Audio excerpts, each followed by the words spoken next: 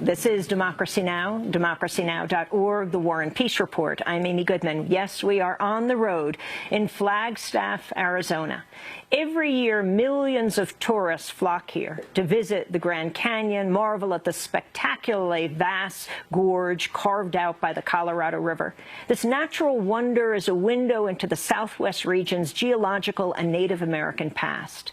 Today, the Grand Canyon is also the site of an ongoing battle over uranium mining. Last year, a company called Energy Fuels Resources was given federal approval to reopen a mine 6 miles from the Grand Canyon's popular South Rim entrance. A coalition of Native and environmental groups have protested the decision, saying uranium mining could strain scarce water sources in the desert area and pose serious health effects. Members of the Navajo nations are all too familiar with the dangers posed by uranium mining because their tribal lands are littered with abandoned mines. From 1944 to 1986, 3.9 million tons of uranium ore were chiseled and blasted from the mountains and plains of this region. Over the years, more than 1,000 mines and 4 processing mills on tribal land closed. However, the mining companies never properly disposed of their radioactive waste piles, leading to a spike in cancer rates and other health ailments. This is a clip from the documentary The Return of Navajo Boy, about Navajo who've suffered health problems due to environmental contamination. My mom and my Uncle Bernie were just little kids when their mom and their grandma both got lung disease. I remember we lived by the mines.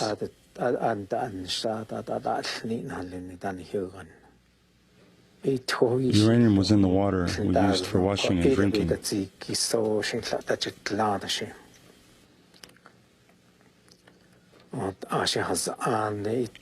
This is how we lived. One day, Mom went to the hospital. Us kids waited all summer for her to come home. Harry Golding came and told us that Mom died. Grandma started to cry, my daughter.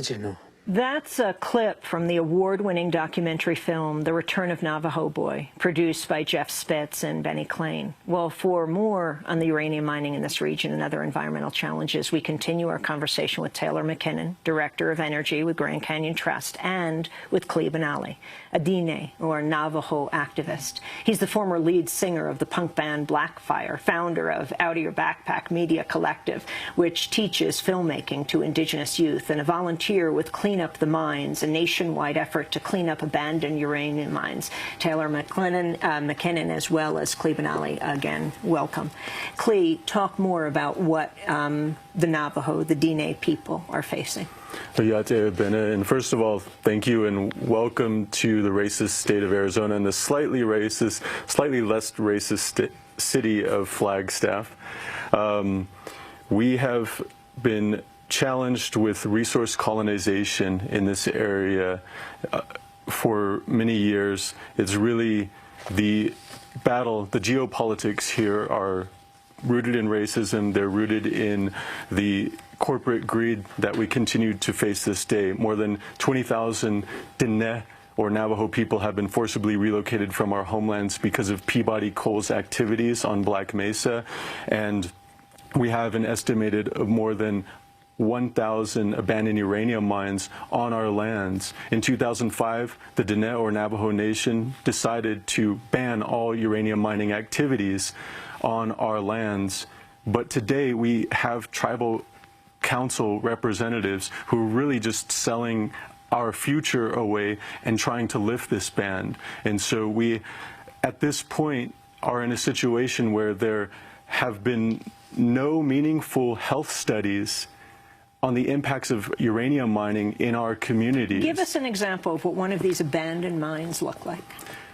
Well, I was actually just in Cameron, about 40 minutes away from here yesterday with Taylor McKinnon doing a presentation, and just about 50 feet away from the chapter house, which is the local government area in this area, there is an abandoned uranium mine that is looks like a hill. I mean, contaminated radioactive dirt looks like regular dirt. It's an invisible threat.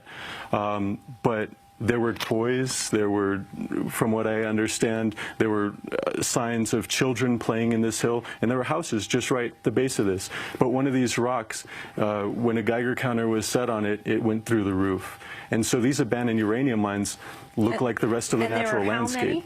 There are an estimated over 1,000 in our homelands, but there are estimated to be over 10,000 abandoned uranium mines throughout the whole United States, and it's primarily within 15 western states. But the EPA has never done a meaningful inventory on these threats that are really a toxic legacy that impacts us to this day. It's really a slow genocide of the people, not just indigenous people of this region, but it's estimated to be that there are over 10 million people who are residing within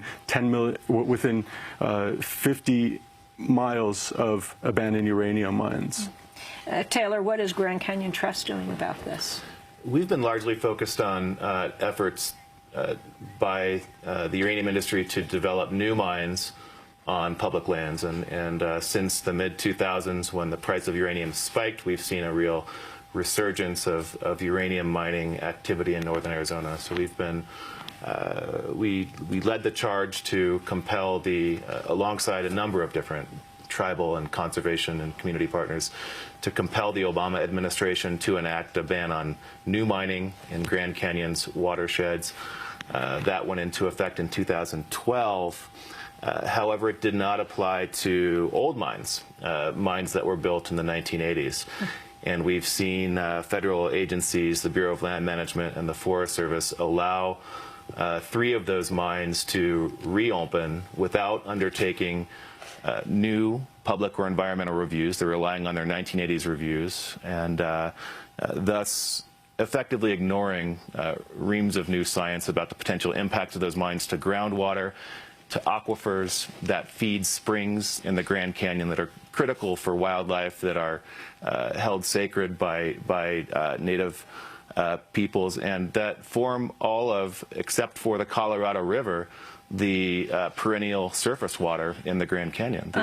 Let's turn to another clip from the film The Return of Navajo Boy, the award-winning documentary produced by Jeff Spitz and Benny Klain about the Clive family, Navajo, who have suffered health problems due to environmental contamination. Here we hear more about the impact of uranium mining on the Navajo community, on the Diné people.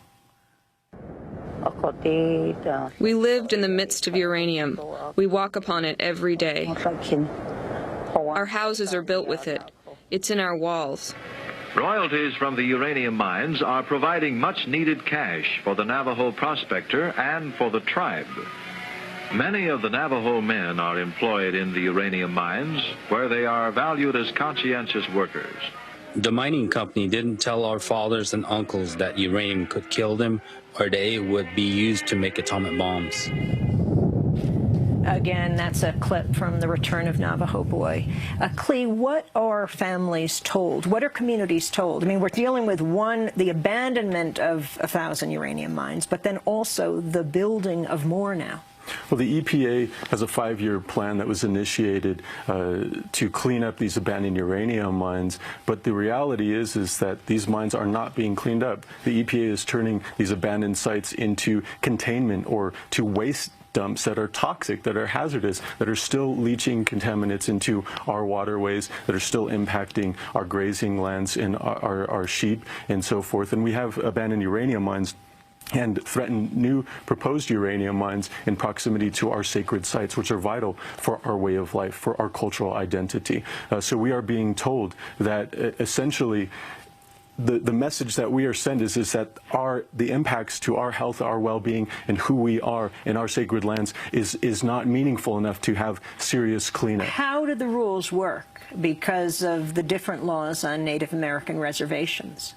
Well, the cleanup is a slow process. It's a complex process, and I think that it is challenging in relation to the current law on the res, but we have to look at the reality that, as I mentioned before, there are more than 10,000 abandoned uranium mines throughout the U.S. There are some areas where the abandoned mines or new proposed mines are located in close proximity to our reservation lands. They're on public, they're on private lands, and they leach toxic contaminants. The dust, the toxic particles blow into our communities, and we have no control. We have no way to regulate that. I mean, for example, in Church Rock, New Mexico, where in 1979, one of the largest toxic spills happened in U.S. history. There's still nothing that has really been done to clean up. There's new proposed uranium mines happening outside of our tribal lands, right off the borders. So this is a very complex issue. There are multiple agencies that are involved, and what we end up seeing happen is that our future gets railroaded over in the interests of corporate greed. Can you talk briefly about the San Francisco Peaks and what they are for people who've never heard of them? The Coal Sleet, or the Holy San Francisco Peaks, are holy to more than 13 indigenous nations. They are central for our cultural survival. Where are they? They're located just right outside of Flagstaff, and they're the highest point in northern Arizona. You can see the Grand Canyon from them. You can see just such a beautiful landscape, and they're vital not only for the cultural practices, but they're an ecological island that are home to endemic species such as the San Francisco Peaks ragwort, which is only found on the San Francisco Peaks and nowhere else in the world. And what's happening with them? Well, right now we're, for the past 30 years, really for the past 20 years, it's been a heated battle to protect this mountain from resource extraction and development, and not just talking about coal, uranium, oil, natural gases, but recreation as a resource extraction on these sacred lands. The San Francisco Peaks are managed by the United States Forest Service as public lands, and currently they lease part of those lands to a ski resort known as Arizona Snowbowl. That is Snowbowl, and they've permitted to expand their development into rare alpine forests, clear-cutting more than 30,000 trees, many of them old growth. And the most controversial part is that they've entered into a contract with the city of Flagstaff. The politicians of Flagstaff have sold 180 million gallons of treated sewage per year for snowmaking. And this sewage? Of treated sewage for snowmaking. So this is gray water? Well, it's considered treated sewage or reclaimed water. And so in this case, there are harmful contaminants that are not tested or treated for by the EPA that are allowed to be in this wastewater, and it's being sprayed on this sacred church of ours. Right now, even though we've had more than 10 years of legal battles that have gone all the way to the Supreme Court, this situation is that we don't have guaranteed protection for religious freedom as indigenous people. And Snowbowl has become, in 2011, they became the first ski area in the world to make snow out of 100% treated sewage effluent. Taylor, is there any legal means to challenge this? Well, it's not an issue that Grand Canyon Trust has worked on. I know that the Hopi tribe has ongoing legal challenges in state court and federal court. Are the Navajo and Hopi working together on this? We had a coalition of 14 indigenous nations actually working together on this with 6 environmental groups that had led the charge to defend this sacred mountain on cultural and environmental grounds, but those challenges failed into the Supreme Court. And so it reaffirmed that we as indigenous people don't have guaranteed protection for our religious freedom, and that's the situation we're in now. I've been arrested multiple times trying to stop the excavators up on this mountain, and that seems to be the only redress that we really have. I wanted to turn to one last clip from this film, The Return of Navajo Boy, the film that's produced by Jeff Spitz and Benny Klain. Here we learn about water scarcity and contamination on Diné land. The community water pump is about 5 miles from my mom's house. We all get our drinking water from this same place. There's about 200 people who live in this area. It takes about 10 minutes to fill 1 barrel.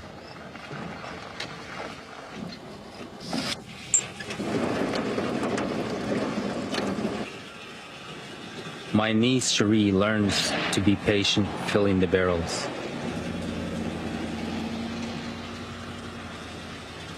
The government came here a few years ago to check the safety of our drinking water, but they never came back with the results. Never came back. That's a clip from the film that we have been playing through this segment, The Return of Navajo Boy, Klibanali, the scarcity of water. So the framing of this section, I understand, is the winners and losers of these struggles. But there are no winners when we destroy Mother Earth, when we destroy the water that we need to drink, that we destroy the air that we need to breathe in the ground that we need to feed ourselves from. And so right now the EPA has closed 22 wells that have been determined to have too high of levels of toxic contaminants in them on the Navajo Nation. But many of our people don't have running water, they don't have electricity, yet our lands have been exploited. We have three coal-fired power plants that pollute our air. We have these abandoned uranium mines and new mines that are threatening the region.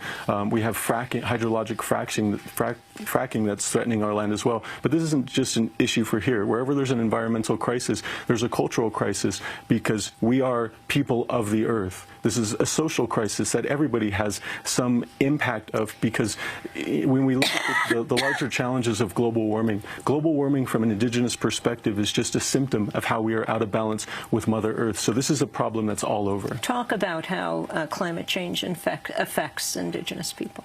Well, we see the threats of displacement of Indigenous people from the waters that are rising and depopulating villages that were on islands. We see the threat of the caribou migrations and those impacts. We see the ski resorts that feel like they need to make snow because they don't have enough natural snow, and so they desecrate sacred mountains such as this. I mean, it's not.